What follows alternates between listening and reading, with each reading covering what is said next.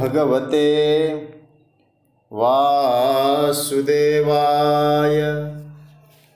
कृष्णाय वासुदेवाय हरे परमात्मने प्रणतः क्लेशनाशाय गोविन्दाय नमो नमः। नमः परमहंसास्वादित चरणकमलचिन्मकरन्दाय भक्तजनमानस निवासाय श्रीरामचन्द्राय। वागीशायस्य वदने लक्ष्मीर्यस्य च वक्ष्यसि यस्यास्ते हृदये संवित्तं नृसिंहमहं भजे। गुरुर्ब्रह्मा गुरुर्विष्णुर्गुरुर्देवो महेश्वरः गुरुस्साक्षात् परब्रह्म तस्मै श्री गुरवे नमः। भगवत चरण कमलानुरागी सभी आत्मीय प्रिय प्रभु प्रेमीजन, मेरे पितृतुल्य पूज्य पांडे जी, स्वाध्याय परिवार के सभी आदरणीय महानुभाव स्नेहीजन और विज्ञान की इस सुविधा का उपयोग करते हुए श्रीमद् भगवद गीता के स्वाध्याय से जुड़े हुए सभी प्रेमियों को मैं प्रणाम करता हूँ, वंदन करता हूँ, सभी का अभिनंदन करता हूँ। भगवान की अकारण करुणा के कारण हम लोग श्रीमद् भगवद गीता का चिंतन करते हुए दैवासुर संपद विभाग योग 16वें अध्याय का महापुरुषों के जूठन प्रसाद को लेकर, शास्त्र चिंतन के याद को लेकर हम लोग कुछ चर्चा कर रहे हैं, स्वाध्याय कर रहे हैं। भगवान आसुरी संपदा को विस्तार से समझा रहे हैं। कई बार मन में इस सहज रूप से एक जिज्ञासा उठ सकती है, एक प्रश्न पैदा हो सकता है कि भगवान श्री कृष्णचंद्र आसुरी संपदा का इतना विस्तार से निरूपण कर रहे हैं, क्या आवश्यकता थी? इस प्रकार से, और फिर भी चलो ठीक है, संक्षेप में बोल देते तो बोल देते, लेकिन भगवान क्या कहते हैं? दैवो विस्तरसः प्रोक्ता आसुरम पार्थ में शृणु। प्रतिज्ञा कर रहे हैं, मैंने जैसे दैवी संपदा का 26 गुणों का वर्णन किया, अब आसुरी संपदा को भी तुम विस्तार से श्रवण करो। क्यों भाई, विस्तार की आवश्यकता क्या थी? क्योंकि जो गीता सुनने वाले हैं, स्वाध्याय में बैठने वाले हैं, सत्संग के व्रती है, उनमें तो इस प्रकार की आसुरी वृत्तियों का अभाव ही दिखता है। हाँ, यदि पूर्वोक्त जो भगवान अवगुण गिना रहे हैं, वे अवगुण यदि किसी में हों तो वे फिर गीता का स्वाध्याय करेंगे नहीं, सत्संग सुनेंगे नहीं, भगवत चिंतन करेंगे नहीं, भगवत कथा चर्चा श्रवण करेंगे नहीं। फिर इस प्रकार से विस्तार की आवश्यकता क्यों पड़ी? देखिए, कुछ बातों पर मनन करना बहुत आवश्यक है। भगवान मानो चर्चा इसलिए कर रहे हैं कि जो सुनते हैं, जो मनन करते हैं, ठीक है, उनमें इस प्रकार की जो वृत्तियां हैं वो प्रचुर मात्रा में भले ही न हो, किंतु कहा जा सकता है कुछ अल्पांश में, कुछ सूक्ष्म रूप में सब में रहते हैं, कहा जा सकता है। क्योंकि भगवान का भाव यह है, जैसे काम क्रोध लोभ इत्यादि जो विकार है आसुरी संपदा वालों में अधिक रहती है, लेकिन ये जरूर कहा जा सकता है हर मनुष्य में कमोवेश, न्यून अधिक के रूप में कहा जा सकता है, कुछ आवेश तो रहते ही हैं। साधकों में भी आते हैं, अपने अनुरूप कुछ कार्य नहीं होता है, पूजा में साधना में विक्षेप होता है, तो वहां कभी कभी इस प्रकार की वृत्ति उठती है, क्रोध की वृत्ति उठती है। अब हम कहेंगे आसुरी संपदा है। हाँ, ये जरूर कहा जा सकता है साधकों के मन में भी ये आभास, ये आवेश आ सकते हैं, लेकिन वो साधक संभवतः उसकी अभिव्यक्ति भिन्न प्रकार से करते होंगे। उन अवगुणों की, उन आसुरी संपदा की जो अभिव्यक्ति है वो अलग रूप में वो करते होंगे। असुरों को क्रोध आता है तो क्रोध का परिणाम वे हिंसा भी कर सकते हैं, गुस्सा भी कर सकते हैं। साधकों में भी क्रोध आ सकता है, लेकिन उनका क्रोध हिंसात्मक न होकर अहिंसात्मक बनता है। देवर्षि नारद जी को कई बार क्रोध आया है। नलकुबर मणिग्रीव को क्रोध में वो शाप देते हैं, जाओ तुम वृक्ष बनो।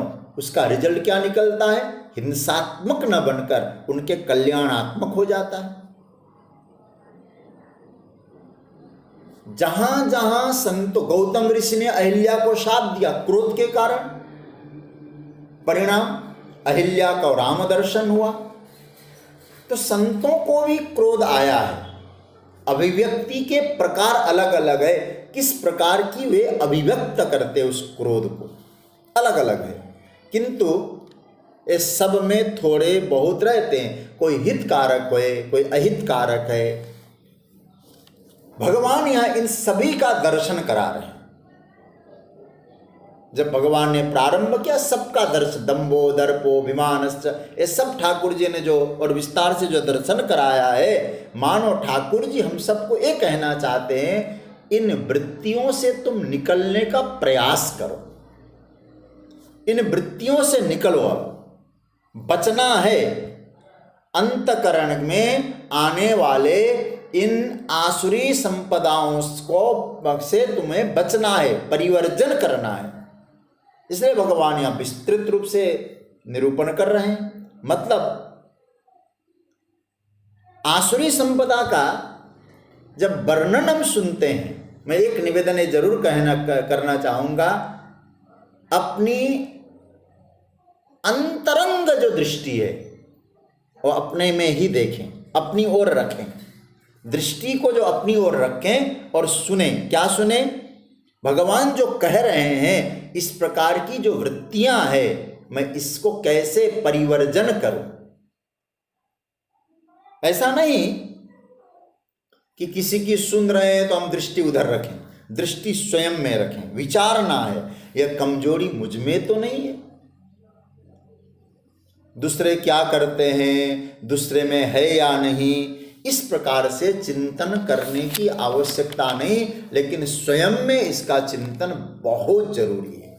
यदि मुझ में है तो कितनी मात्रा में जो ठाकुर जी कह रहे हैं, इस प्रकार की इदमद्य मया लब्धम इमं प्राप्स्य मनोरथम आढ्यो विजनवान अस्मि, इस प्रकार की वृत्तियां क्या मुझ में उठती हैं?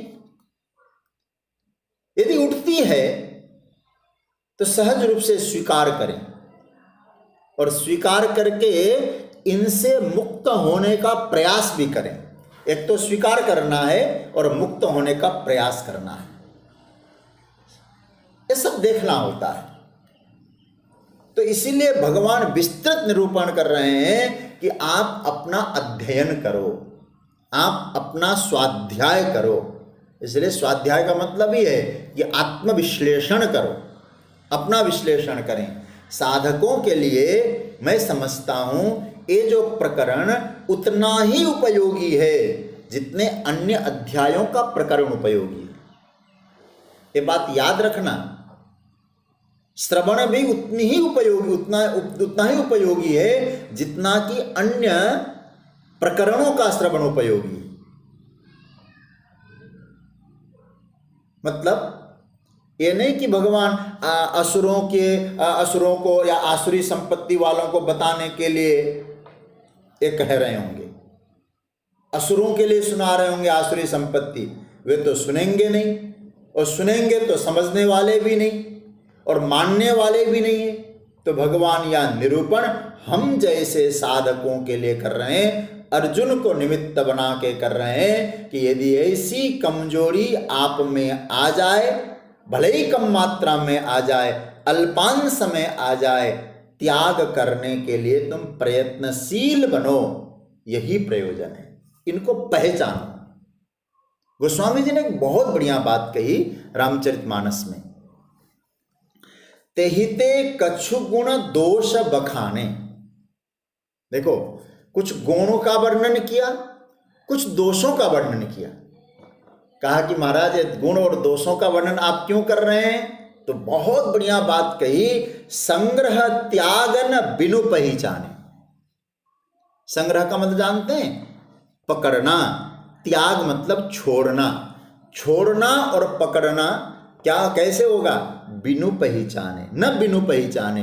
उनकी यदि पहचान नहीं कर पाएंगे तो आप न छोड़ पाएंगे न स्वीकार कर पाएंगे। तो भगवान ने यहाँ छोड़ने और पकड़ने की बात कही। मैंने दोनों का गुण दोष वर्णन किया। दोषों को त्यागो, गुणों को स्वीकारो। इसलिए यहाँ दैवी और आसुरी संपदाओं की एक लिस्ट ठाकुर जी ने तैयार की। हम लोग चिंतन कर रहे थे इन श्लोकों के आधार पर।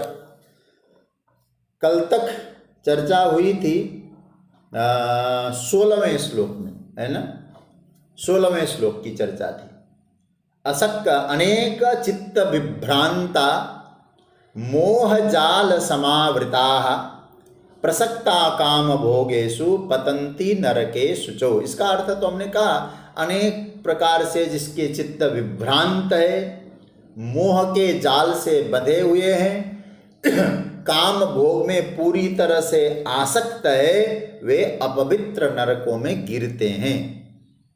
हमारे कुछ आचार्यों का ऐसा मत है, नरकों में गिरने वालों की श्रेणी बहुत लंबी है, लंबी फेहरिस्त है। कहते हैं कि अब भगवान यहाँ 17वें श्लोक में भी कुछ लक्षण बता के मानो ये कहना चाहते हैं ऐसे लोग भी नरक में गिरते हैं। इस प्रकार के लोग भी, लोग कौन से लोग?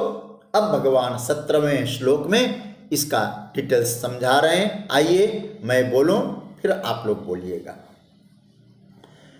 17वां श्लोक पहले पढ़ लें। आत्मसंभाविता स्तब्धा धनमानमदान्विताः यजन्ते नाम यज्ञैस्ते दम्भेना विधिपूर्वकम्। अब इसका थोड़ा अन्वय देख लीजिएगा। यहाँ कुछ बातें ठाकुर जी ने बताए, उन जो आसुरी संपदा वालों की स्थिति का वर्णन, और ये लोग भी वही नरक में गिरते हैं। ये कैसे लोग हैं? भगवान कहते हैं ते मतलब वे, बहुवचन। ते आत्मसंभाविताः स्तब्धाः धनमानमदान्विताः नाम यज्ञैः दम्भेन अविधिपूर्वकम यजन्ते। देखो भाई, दम्भेना विधिपूर्वकम है ना, ये दीर्घ संधि हुआ, इसलिए इसको कैसे करना है? दम्भेन अविधिपूर्वकम, विधि रहित होकर दम्भ पूर्वक यज्ञ का यजन करते हैं।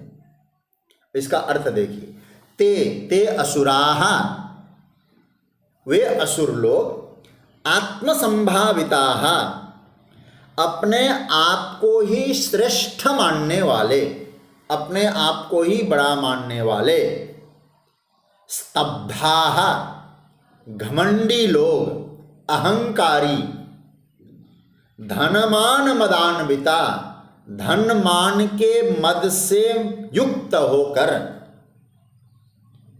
नाम यज्ञ केवल नाम मात्र के यज्ञों द्वारा दंभेन पाखंड पूर्वक अविधि पूर्वकम शास्त्र रहित विधि रहित नियम को ताक पर रखकर यजनते यजन करते हैं। क्या अर्थ बना? वे जो असुर लोग हैं वे अपने आप को श्रेष्ठ मानने वाले वे भी नरक में गिरते हैं, घमंडी लोग वे भी नरक में, ऐसे अर्थ करना। अशुचो नरके पतंती यहां भी जोड़ते रहना। धनमान मदान बिता तेपि नरके पतंती नाम यज्ञ ही दंभेन अविधि पूर्वकम यजन्ते ते अपि नरके पतंती, ऐसा अर्थ करना। इन बातों को सुनकर जब भगवान ने कहा 17वें श्लोक में 16वें श्लोक में नरके पतंती, तो अर्जुन ने पूछा महाराज गिरने वालों की तो लंबी फेहरिस्त है, और कौन गिरते? मानो अर्जुन का भाव क्या है? अर्जुन क्या समझते हैं कि महाराज कहीं गिरने वालों में मेरा भी नंबर तो नहीं, कहीं मैं भी गिरने वालों की श्रेणी में तो नहीं आता हूं, इन विशेषणों से मैं बचूं तो जरूर, आप कृपा करके बता दीजिए। क्योंकि श्रवण करते समय भाव आया अर्जुन के मन में, तो ठाकुर जी स्पष्ट करते हैं अर्जुन तुझे तो मैं सर्टिफिकेट दे चुका हूं। मां शुचः संपदम दैवी मविजातोसि पांडव, तुम्हें तो चिंता करने की जरूरत नहीं है, मैं तो तुमको प्रमाण पत्र दे चुका हूं। लेकिन भगवान कह रहे हैं अर्जुन ऐसे लोग हैं जो नरक में गिरते हैं। कैसे लोग हैं? एक पहली बात ठाकुर जी ने कही आत्मसंभाविता। भगवान कह रहे हैं कि गिरने वाले आत्मसंभाविता, आत्मानं बहुमन्यमानः, मतलब अपने को मान रखते हैं, अपने को श्रेष्ठ ही समझते हैं, औरों से अपने आप को श्रेष्ठ मानते हैं। मतलब अस्मिता क्लेश से पूरी तरह से ये लोग ग्रस्त है। आत्मसंभाविता क्या लिखते हैं सभाष्य में? सर्वगुण विशिष्टतया आत्मानम एव संभाविता, सारे गुण मुझ में हैं और मैं सर्वगुण संपन्न हूं और मैं सबसे बड़ा हूं, सबसे श्रेष्ठ हूं। भजन में नहीं, हर मामले में अपने आप को श्रेष्ठ मानते हैं। तो भगवान कहते हैं भाई तुमको एक किसने उपाधि दी तुम श्रेष्ठ हो, तुम बड़े हो? शंकराचार्य भगवान ने बड़ी चुटकी ली इन विषयों पे। तुमको किसी ने प्रमाण पत्र दिया है कि तुम बड़े हो? कहा कि हम। बोले किसने दी? बोले हमने स्वयं ने दी। मैंने स्वयं कहा है कि मैं बड़ा हूं क्योंकि मैं स्वयं हूं, बड़ा हूं। भाष्यकार ने यहां बहुत बढ़िया बात कही। किसने उनको उपाधि दी? न साधु भी आत्मानं बहुमन्यमाना, न साधु भी। किसी संत ने, किसी सज्जन ने, किसी गुरुजन ने तुमको श्रेष्ठतम की उपाधि नहीं दी, तुम अपने आप को श्रेष्ठ मान रहे हो। आसुरी संपदा है। किसी सज्जन ने कहा हो तुम तो बहुत अच्छे हो, तुम में बहुत सारे सद्गुण है। कोई चापलूस आके कहे कि भाई आप बहुत बड़े हो, हाँ, कहा जा सकता है, समझा जा सकता है। संतों का प्रमाण पत्र मिला है कि चापलूसों का मिला है? सोचिएगा जरा। न साधु भी शब्द देखिए, न साधु भी। कहने का तात्पर्य भगवान मानो यहां कहना चाहते हैं किसकी टिप्पणी का महत्व है? चापलूसों की टिप्पणी का महत्व है या किसी संत गुरुजन की टिप्पणी का महत्व है? कोई साधु बोले तब ना, कोई संत कहे, कोई सन्मार्गी कहे, कोई भजनानंदी कहे, कोई गुरुजन कहे तो ठीक, बहुत अच्छे रास्ते पे आप चल रहे हो तो समझने जैसी बात है। चापलूसों के समूह में कोई नोबेल पुरस्कार जीत ले कोई बड़ी बात नहीं है, हैं?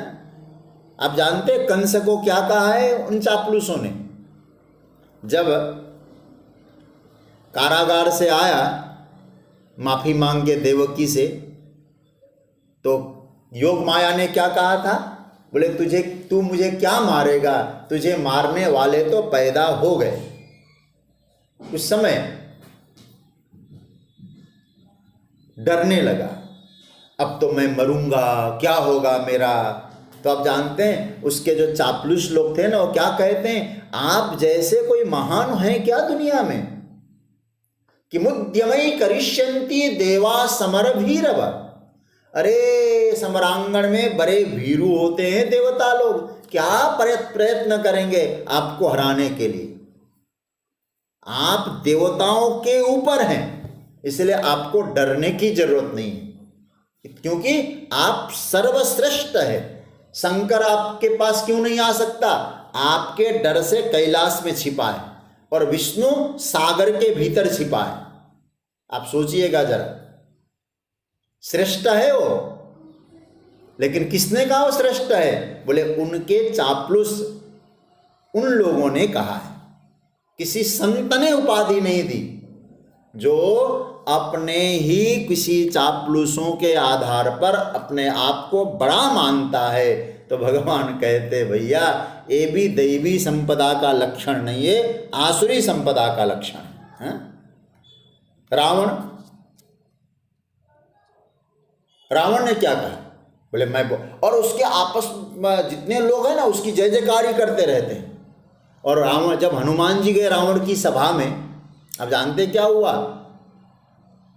कर जोड़े सुर दिशिप विनीता, भ्रिकुटि बिलोकत सकल सभीता। रावण के डर से थरथर कांप रहे देवता लोग। तो कहने का अर्थ क्या हुआ? बोले उनके द्वारा उनको महान माना गया, तो महानता का कोई लक्षण उनमें नहीं हो सकता है। उनके महान कहने पर अपने आप को कोई महान मानता है, ये आसुरी संपदा का लक्षण है। कोई किसी को कहे भारत रत्न दे दो, एक किसी को कहा किसी ने, बहुत बड़ा पद है उनका, बोले फलाने व्यक्ति को भारत रत्न मिलना चाहिए। इस समय वो भारत रत्न जिनको मिलने की बात कर रहे थे वो तिहाड़ जेल में हैं, शिक्षा की ज्योति फैला रहे होंगे वहाँ। मेरा कहने का अर्थ यह है, कोई संत सत्पुरुष कहे कि भैया ये बहुत बड़े व्यक्ति है, तब तो आप कह सकते हैं कि नहीं भाई ये महान है। तो भगवान कहते हैं आत्मसंभाविता, अपने आप को महान मानने वाले, बड़ा मानने वाले, किसी साधु का संत का सर्टिफिकेट के बिना अपने आप को श्रेष्ठ जो समझते हैं, तो समझ लीजिएगा वो आसुरी संपदा है। मैं पूज्य आचार्य चरण के चरणों में बैठ के जब राम कथा सुन रहा था, मुझे याद आ रहा है जब विश्वामित्र जी महाराज जनक जी की सभा में जाते, उस चौपाई तो मुझे याद नहीं आ रही है, तो जनक जी ने सुंदर रचना की। तो उस समय विश्वामित्र जी ने जनक जी को उनकी रचना की प्रशंसा करते हुए, और शायद भली रचना तुम कीन नरेशु ऐसा कुछ कहा है कि आपने बहुत सुंदर रचना करी। तो जनक जी को इतना आनंद हुआ, एक संत ने मेरी व्यवस्था पर अपनी स्वीकृति दी, मोहर लगा दी। ये तब बहुमन्य माना है, ये तब अपने आप को श्रेष्ठ समझो, क्योंकि संतों की करुणा हुई है। ये लोग क्या समझते हैं? आत्मसंभाविता, अपने आप को बड़ा मानते हैं। पहला, ते अपि नरके पतन्ति, ये लोग भी नरक में जाएंगे। दूसरा क्या कह रहे हैं ठाकुर जी? स्तब्धाः, ये बहुत विचार करने वाले सूत्र है महाराज। स्तब्धाः, घमंडी, अहंकारी, ते अपि नरके पतन्ति। इनका अभिमान, इनका अहंकार कैसा है कि किसी के चरणों में, किसी के सामने इनको नतमस्तक होने इनका अहंकार नहीं देता है, प्रणाम नहीं करते हैं। क्यों नहीं करते? क्योंकि इनके पास घमंड का और अहंकार का बोझा है। कोई सर पे बोझा लेकर चलता है और उससे कहा जाए जरा झुको, क्योंकि झुकेगा तो बोझा गिरेगा, वे झुकते नहीं है, विनयहीन है वे लोग। स्तब्धा, देखो भाष्य में बहुत बढ़िया बात कही भाष्यकार ने। स्तब्धा का अर्थ क्या किया है यहाँ? स्तब्धा अप्रणतात्मान, अप्रणतात्मान, वे बिल्कुल प्रणत नहीं होते, नमन नहीं करते, विनम्र नहीं होते, ऐसे लोग। एक जगह मैंने कहीं सुना था, संभवतः उपनिषद का है या कहाँ का है, कि उसमें आया था स्तब्धोसी स्थाणु असी, स्तब्ध असी स्थाणु असी। स्थाणु समझते हैं? ठूंठ, ठूंठ की तरह हो तुम। जो जीवित वृक्ष होता है ना, जो जीवित पेड़ होता है, वो हिलता है, डुलता है, झुकता है, हा? तुम कैसे हो? स्थाणु। स्थाणु का मतलब शुष्क वृक्ष, सूखे हुए पेड़ की तरह हो, ठूंठ हो तुम। न नमंती, तुम तो न नमंती। क्यों? स्थाणुवत् तिष्ठन्ति एव। एक हमारे संस्कृत साहित्य में एक श्लोक आता है, नमन्ति फलिनो वृक्षाः नमन्ति गुणिनो गुणाः शुष्कः काष्ठश्च मूर्खश्च, मूर्खाश्च कहिए, न नमन्ति कदाचन। इसका अर्थ जानते हैं क्या है? झुकता कौन है? नमन्ति फलिन, जो फलदार वृक्ष है वे झुकते हैं, जो गुणवान है वे झुकते हैं। जो ठूंठ है ना, सूखा काट और मूर्ख लोग, अहंकारी लोग, ये कभी झुकते नहीं। माने तुम निर्जीव हो, ऐसे लोग। एक जैसे कभी किसी ने कहा है ना, झुकता वही है जिसमें जान होती है, अकड़ तो खास मुर्दे की पहचान होती है। ये कौन है? स्तब्धा। मैं क्या बताऊं महाराज, रावण कभी झुका ऐसा वर्णन नहीं मिला, और हनुमान जी झुके हैं रावण के सामने। ये देखिए यहां हनुमान जी जाते हैं, क्या करते हैं? बिनती करहूं जोड़ी करी रावण, सुनहु मान तजी मोर सिखावन।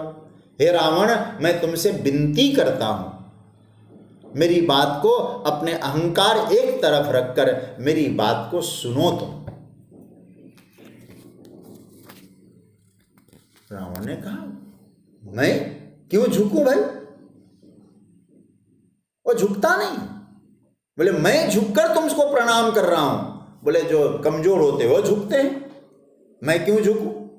इसलिए रावण कभी झुका ऐसा नहीं। एक बढ़िया बात कह दूं, रावण ने जब देवताओं को खदेड़ा,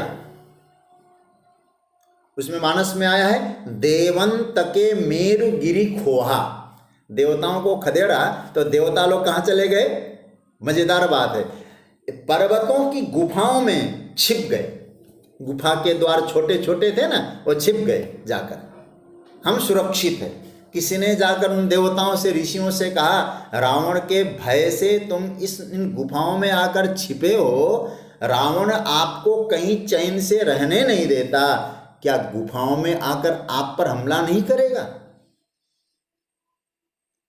तो ऋषियों ने क्या कहा, रावण यहां आ नहीं सकता है। बोले अरे कैसी बात करते हो आप लोग, आएगा। बोले कैसे? बोले आ सकता है। तो उन्होंने कहा नहीं आएगा। बोले क्यों ऐसा कह रहे हैं आप? तो ऋषियों ने कहा इसीलिए कह रहे हैं क्योंकि गुफाओं के द्वार छोटे होने के कारण यहाँ अंदर आने के लिए झुकना पड़ता है, और जब रावण कहता है मैं कभी झुकता नहीं हूं, तो झुकूंगा क्यों? यहाँ सर कटा सकते हैं लेकिन सर झुका सकते नहीं, और झुकाता नहीं है महाराज। मैंने एक कथा सुनी थी, रावण चला गया शिवजी के पास और शिवजी की साधना करनी थी, गुरुजी है हमारे भाई, और शिवजी को प्रणाम नहीं करता है, पर्वत को उठा के सर पे रखता है, कैलाश को उठा के। हलचल पैदा हो गया महाराज, पर्वत हिलने लगा। पार्वती ने पूछा, हे महाराज, हे महादेव, देवादिदेव, ये हलचल कैसा हो रहा है? बोले चेला आया है इसलिए हलचल है। बोले चेला? बोले हाँ, रावण आया है। रावण जैसा चेला गुरुजी के घर में जाएगा तो गुरुजी के घर को भी हलचल कर देता है। रावण से कहा कि तू क्या कर रहा है?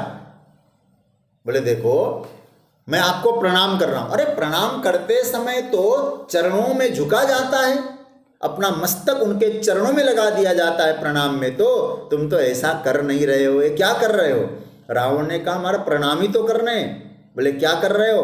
बोले अपना मस्तक आपके चरणों में लगाना है, मैं तो आपको ही उठा के अपने मस्तक पे लगा रहा हूं। मानो उसका भाव क्या है, एक गुरुजी जो ऊपर उठे हैं ना, ये मेरी कृपा से उठे हैं, मैं न उठाता तो एक गुरुजी का भी नाम नहीं होता। ये सब स्तब्धा है, घमंडी हैं, ये भी नरक में गिरेंगे। अभिमान इन सबको शुष्क बना देता है, ठूंठ बना दे। अहंकार जिसके जीवन में आया वो व्यक्ति शुष्क है, निर्जीव है, सुखा दिया महाराज, विनय शून्य हो गए लोग। लेकिन गोस्वामी जी की धारणा बहुत अच्छी लगती है मुझे। समिति समिति जल भरई तड़ा तलावा, जिमि सदगुण सज्जन पहियावा। अच्छा, वर्षा तो पर्वतों में भी है, पहाड़ में भी है, लेकिन उसको समेट समेट कर बारिश कहाँ पहुंचती है? तालाबों पर, तालाबों पे पहुंचती है। तो भले ही पर्वतों पर वर्षा हो, लेकिन वहाँ बारिश को रखने की सामर्थ्य नहीं है। जहाँ भूमि गहरी होती है, मतलब जहाँ विनम्रता की गहराई है, सारे सद्गुण वहीं आते हैं। तो भगवान यहाँ कहते हैं जो स्तब्ध है उनमें सदा सद्गुणों का अभाव रहता है। ते कुत्र पतंती, भगवान कहते ते नरके पतंती। के नरके पतंती? स्तब्धा अपि आत्मसंभाविता अपि नरके पतंती। अप्रणामी, जो प्रणाम करते नहीं। देखो भाई, किसी परिस्थिति बस मैंने अनुभव किया है इसलिए बता रहा हूं, बुरा मत मानिएगा, आप लोग तो ऐसे नहीं है। किसी परिस्थिति बस कभी किसी को प्रणाम करना पड़े तो हमारा जो आदमी परेशान हो जाता है, उन्हें कष्टप्रद लगता है किसी के सामने झुकना। हमने बहुत सारा, कई बार क्या होता है, बच्चों को सिखाया नहीं और गुरुजी आए प्रणाम करो, नहीं प्रणाम करते, बच्चे का सर पकड़कर जबरदस्ती करते हैं। ऐसा नहीं करना चाहिए। देखो भाई, हम एक बात आपको बता रहा हूं, हमारी संस्कृति प्रणामी संस्कृति। प्रणामी संस्कृति जब मैं कह रहा हूं, प्रणामी संप्रदाय की बात मत करना। प्रणामी मतलब प्रणाम करने वाली संस्कृति हमारी संस्कृति है। कृतज्ञता का ज्ञापन करने की संस्कृति हमारी है। हम तो महाराज जल को देवता कहते हैं। जिस नदी ने जल दिया तो नदी मां है, जल पिए जल देवता है, धरती माता है। हमारा तो प्रणाम प्रातः जगने से ही चालू हो जाता है। समुद्र वसने देवी पर्वतस्तन मंडले, विष्णु पत्नी नमस्तुभ्यम पादस्पर्शम क्षमस्व में। हमारा प्रातः कहाँ से चालू हुआ? नमन से चालू हुआ, थैंकफुल से चालू हुआ, कृतज्ञता से चालू हुआ। तो कहने का अर्थ क्या बना? कहने का अर्थ क्या बना? हम तो महाराज वृक्ष ने लकड़ी दी, ऑक्सीजन दिया, हमने वृक्ष की पूजा की, उसको देव माना। 5 भूतों से हम लेते हैं, पंचभूतों ने हमको दिया है, वो हमारे लिए देव है। पृथ्वी माता है, धारण करने का सामर्थ्य धारण करती हम सबको। पृथ्वी माता है, जिस देश में हमने जन्म लिया वो भारत माता है, जिस गाय का दूध पीते हैं वो गाय माता है। इसलिए भारत माता की जय कह के प्रणाम करते हैं, पृथ्वी माता को प्रणाम करते, गौ माता को प्रणाम करते हैं। प्रिय स्वजनों, जिस ऋषि की संस्कृति में, इस पुण्य संस्कृति में हम लोग जीवित हैं, जन्म लिया है, उसमें कृतज्ञता की संस्कृति है। सदा मैं बार बार, मेरे प्रेमी लोग जानते हैं, मैं यही बात कहा करता हूँ, हमेशा थैंकफुल बनो। सुबह जगो, ठाकुर जी ने मुझे जगाया है, उनका धन्यवाद करो। हमें चाहिए, पंचमहाभूतों की करुणा के बिना हम कुछ कर नहीं सकते हैं। जहाँ कुछ मिलता है वहाँ प्रणत होना ही हमारी संस्कृति है। और प्रणाम, ये हमारे पास यही तो, हम और क्या दे सकते हैं आप जरा सोचिए। और कुछ देने का सामर्थ्य नहीं है। कम से कम पूज्य भाव तो रखें, ये भाव तो बना रहे। श्रीमद् भगवद गीता के 3 अध्याय में ठाकुर जी ने कहा है, देवान भावयतानेन ते देवा भावयन्तु परस्परम भावयन्त श्रेयः परमवाप्स्यत। देवताओं ने तुमको दिया है, तुम देवताओं को दो। क्या दो? कृतज्ञता दो, प्रणाम करो, वंदन करो। प्रकृति के ध्वंसक मत बनो, प्रकृति के पूजक बनो। कृष्ण ने गिरिराज को धारण किया, क्यों? कहते हैं भगवान स्वयं, ये प्रकृति ने क्या नहीं दिया हमको। गायों के लिए हरा चारा दिया, धूप लगती है तो वृक्ष की छां दिया, प्यास लगती है तो झरनों का जल दिया है। प्रणामी संस्कृति है। इसलिए उपकार किसी ने हमको, हमारे ऊपर किया है तो हम कृतज्ञ जरूर बने, कृतज्ञता का अर्पण करें, प्रणाम करें। प्रणामी संस्कृति हमारी संस्कृति है, कृतज्ञता वाली संस्कृति हमारी संस्कृति है। इसलिए हमारे यहाँ पंच यज्ञ का विधान है। वो क्या है? थैंकफुल होना है। आप सोचिएगा, सूर्य, चंद्र, अग्नि, इनको आप दे क्या सकते हैं? माता पिता को क्या दे सकते हैं जिसने जन्म दिया? केवल एक है, प्रणत रहें, नम्र रहें, उनकी कृतज्ञता को स्वीकार, अपनी कृतज्ञता समर्पित करें, उनके उपकार को माने, सदा थैंकफुल बने। तो भगवान कहते हैं, यदि इस प्रकार से कृतज्ञता नहीं है, तुम स्तब्ध बन के रहोगे, तो भगवान क्या कहते हैं? आसुरी संपदा वाले बन गए हो। और जिसने आपके ऊपर उपकार किया है, किसी क्षण में किया है, यदि आप उनके ऊपर कृतज्ञ नहीं हैं, तो स्तब्धा ते अपि नरके पतंती, वे भी नरक में ही गिरेंगे। ये बात पकड़ के रखना।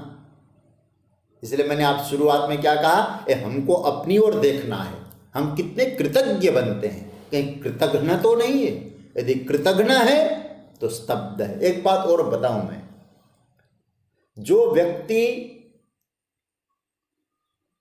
पॉजिटिवली, सकारात्मक रूप से हर परिस्थितियों को देखता है, प्रकृति को देखता है, समाज को देखता है, तो मैं समझता हूं वो थैंकफुल बनता ही है, अब पॉजिटिव रूप से। और जब व्यक्ति धन्यवाद देकर रहता है, हर किसी को धन्यवाद देता है भीतर से, उसका मन सदा खुश रहता है, प्रसन्न रहता है। तो प्रिय स्वजनों, स्तब्धा नहीं बने, प्रणामी बने। भगवान कहते हैं आत्मसंभाविता स्तब्धा। फिर तीसरी बात, पहला क्या बताया? आत्मसंभाविता, अपने आप को ही घोषणा कर दिया, मैं ही सबसे बड़ा हूं। स्तब्धा, जो कहीं झुकते नहीं है, अप्रणामी है। तीसरे कहते हैं धनमान मदान्विता। धनमान मदान्विता, तीसरा विशेषण। भगवान पहले एक शब्द बोल चुके हैं, संभवतः 10वां श्लोक है। क्या बोले थे? दंभमान मदान्विता। 10वें श्लोक में ठाकुर जी ने कहा था दंभ मान मदान्विता, और यहाँ क्या कह रहे, धन मान मदान्विता। थोड़ा सा पकड़ना इसको, व्याकरण की दृष्टि से देखा जाए तो हमारे महात्माओं ने इस पर टीका की है। वो क्या कहते हैं, दंभ मान मदान्विता में जो समास है और द्वंद्व समास है 10वें श्लोक में, 10th नंबर का जो श्लोक है दंभ मान मदान्विता, उसमें द्वंद्व समास है, दंभच मानंच मदंच। और यहाँ धनमान मदान्विता में ऐसा नहीं है, यहाँ तृतीया तत्पुरुष और षष्ठी तत्पुरुष माना है, तत्पुरुष समास। क्या कहते, धन निमित्त मान, धनेन मान तेन मदान्विताः, एक अर्थ है। दूसरा अर्थ है धनस्य मान तेन मदान्विता, षष्ठी तत्पुरुष और तृतीया तत्पुरुष। मतलब धन निमित्त मान मदंच मदश्च ताभ्याम धनमान मदान्विताः, ताभ्याम धनमान मदान्विता मदाभ्याम अन्विताः, धन मान के मद से अन्वित है, जुड़े हुए हैं। मतलब धन मान के, धन मान मद से जुड़े हैं, धन से अपने आप को श्रेष्ठ समझते हैं, धन के द्वारा अपने आप को मानित मानते हैं। भगवान कहते ऐसे लोग भी नरक में गिरते हैं, धन मान के मद से उन्मत्त होने वाले। संपत्ति का अहंकार तो पतन का कारण है, हालांकि किसी भी अहंकार पतन का कारण है। विचार करिएगा कितना कितना रहा होगा लोगों के पास, सब गया कि नहीं। हमको क्या मिला, हमारा तो शरीर भी नहीं, राख भी नहीं, और आगे 1-2 पीढ़ी के बाद हमारा नाम भी नहीं फिर, ये मिला हमको। और क्या करते रहे हम, बोले ये करेंगे वो करेंगे, ये करेंगे वो करेंगे, करिष्यामि करिष्यामि, ये कहते हैं, मरिष्यामि ये भूल जाते हैं। धनमान मदान्विता, ये अहंकारी, ये नरक में गिरेंगे। कौन कौन गिरेंगे, आत्मसंभाविता नरके पतंती, स्तब्धा नरके पतंती, धनमान मदान्विता ते अपि नरके पतंती, नरक में गिरते हैं, स्वयं नहीं गिरते। ये सब अवगुण इनको गिराता है, समझ रहे हैं ना। जीव तो स्वयं में शुद्ध बुद्ध है, लेकिन ये अवगुण जब पाल लेता है, ये अवगुण ही पतन के कारण होते हैं। तो अपने आप से प्रश्न करना, नरक में कौन जाता है। हम अपने आप तो निर्णय नहीं कर पाते, शास्त्र ही निर्णय करेंगे। शास्त्र में भी गीता शास्त्र ने निर्णय किया है, तो क्या बात है महाराज। ये जना नरके पतंती, आत्मसंभाविता स्तब्धा धनमान मदान्विता। भगवान से पूछा महाराज, अच्छा ये लोग कुछ पूजा पाठ भी करते हैं क्या। भगवान कहते हैं अरे कभी पूजा पाठ करते हैं। बोले हाँ, पहले ही मैं कह चुका हूं, यक्षे, यज्ञ करते हैं लोग, दास्यामी दान देते हैं, हम लोग सुन चुके ना, यक्षे दास्यामी मोदिष्य। यहां क्या बताया, यक्षे, हम ऐसा यज्ञ करेंगे जो आज तक किसी ने नहीं किया। वहां अर्थ है अहंकार का पोषण करेंगे। तो यज्ञ जैसे कर्मों के द्वारा दूसरे को पराजित करना एक प्रयोजन है इनका। तो भगवान क्या कहते हैं, भाष्यकार ने क्या कहा, यागे नापि अन्यान अभिभविष्यामि, मैं यज्ञ करके भी दूसरे को पीछे छोड़ दूंगा। मतलब नाम यज्ञ इसते, मेरा नाम इतना होगा। नाम यज्ञ मत अर्थ मत लगाना कृष्ण नाम का यज्ञ है कि राम नाम का यज्ञ है, अपने नाम को ऊंचा रखने का यज्ञ है।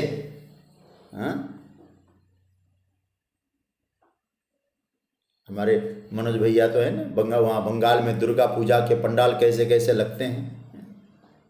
मेरी दुर्गा पूजा का जो पंडाल ऐसा होगा कि इतिहास बन जाएगा। क्या बनाएगा इतिहास, महाराज तू ही इतिहास में चला जाएगा। बहुत लोग इतिहास के चक्कर में चले गए। किसका इतिहास रहा है भाई? एक मैंने कथा सुनी थी, बहुत प्यारी कथा है, आपको सुना देते हैं, अच्छा लगेगा आपको शायद। मैंने सुना था, कहाँ तक सत्य है वो नहीं बोल सकता हूँ। कहते हैं कि राजा भोज के एक भाई थे, ऐसा मैंने कभी सुना, हो सकता है कथानक इधर उधर हो। उनका नाम था मुंज। और राजा भोज के जो पुत्र थे, और नाम तो मुझे याद नहीं है, मैंने संतों से कभी सुना है, तो वो बड़े विद्वान थे, विद्वान बाप के विद्वान बेटे थे। कहते हैं कि मुंज भीतर से कुछ षड्यंत्र चला रहे थे कि राजा भोज का बेटा भी यदि चला जाए, मर जाए, तो राजपाट तो मुझे ही मिलेगा, फिर मैं अमर हो जाऊंगा, इतिहास बन जाएगा मेरा। कहते हैं कि उस समय राजा भोज के बेटे ने एक श्लोक सुनाया मुंज को, मतलब चाचा को। क्या सुनाया? वो श्लोक आपको सुना रहा हूं। 3 युगों की चर्चा की उन्होंने, राजा भोज तो कलयुग में, 3 युगों की चर्चा की। क्या कहा?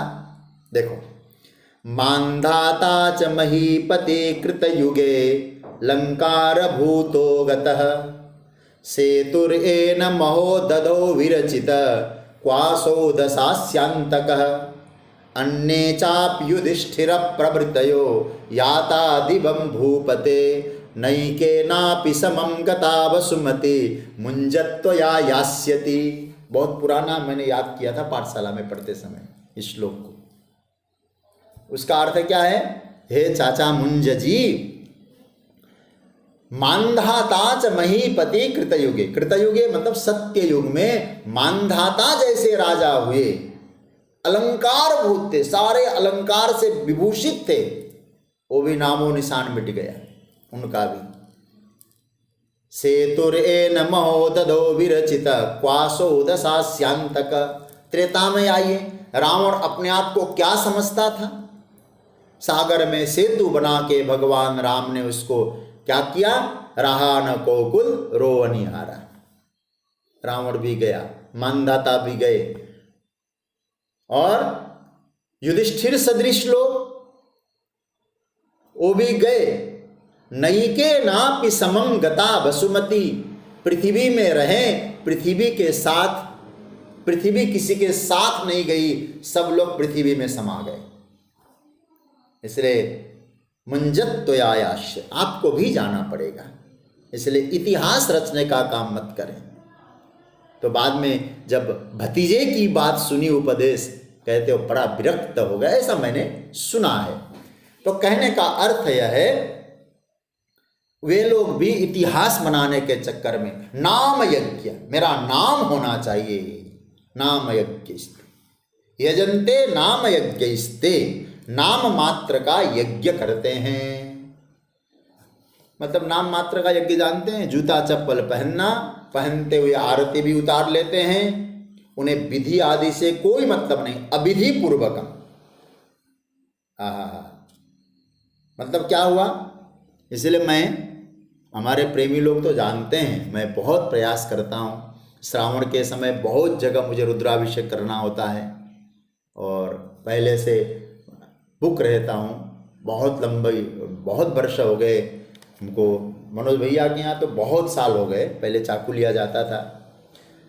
और मैंने हमारे परम आदरणीय श्री प्रभुदयाल झुंझुनवाला जी ने एक हमको निवेदन किया था कि आप जब भी रुद्राभिषेक कराएं, पूजा कराएं, रुद्राभिषेक जब कराएंगे तो धोती कुर्ते में ही कराइएगा। तो मैं जब निवेदन करता हूं तो मेरे से जो रुद्राभिषेक करते हैं वो धोती कुर्ता पहनते हैं, धोती पहन के ही अभिषेक करते हैं। और ये मुझे तो अच्छा लगता है, देवम उत्वा देवम यजेत।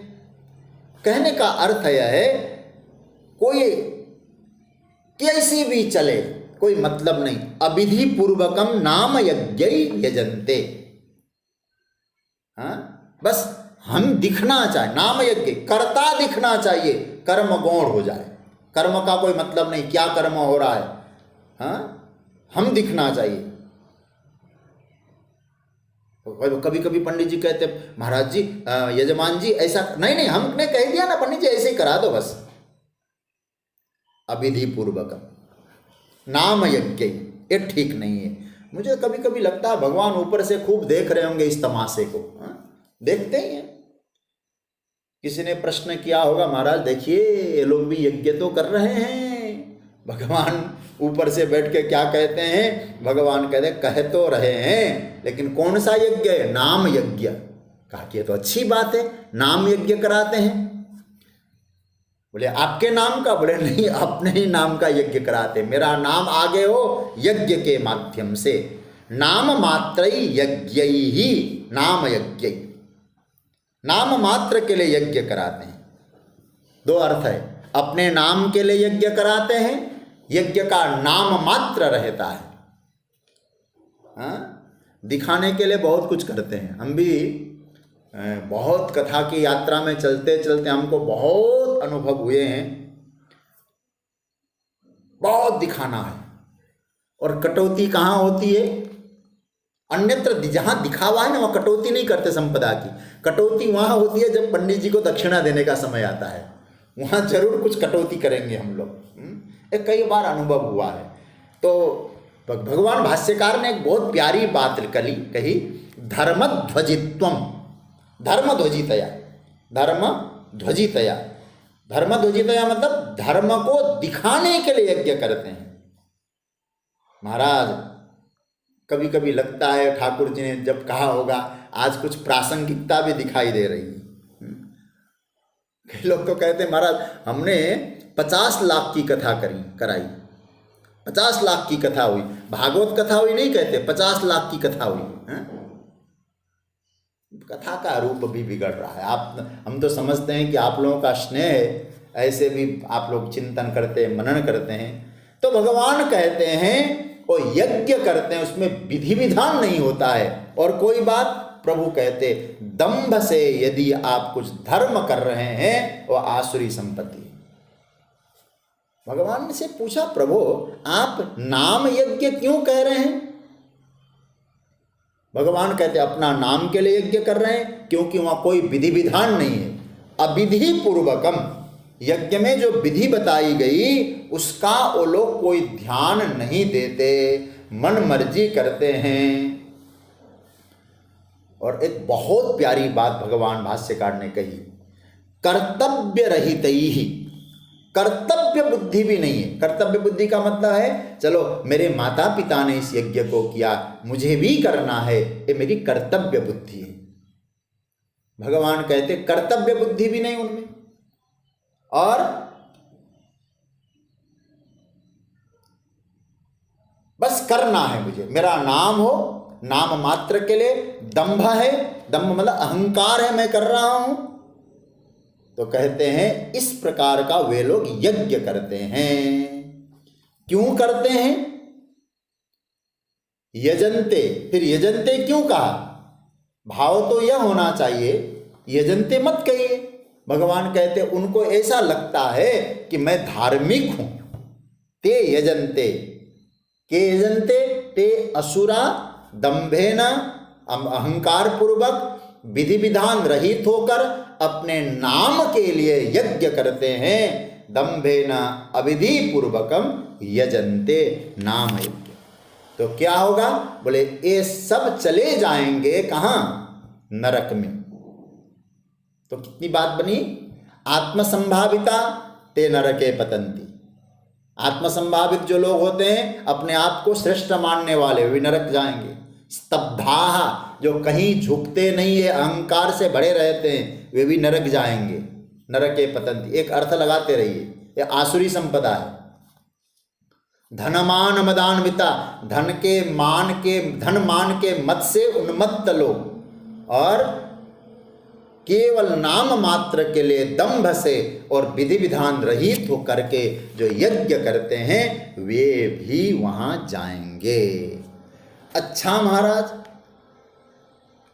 और कोई विशेष बात, जब मैंने कहा आज 18वें श्लोक की भी हम चर्चा करेंगे तो अर्थ तो बता ही दें, इसकी व्याख्या कल करेंगे।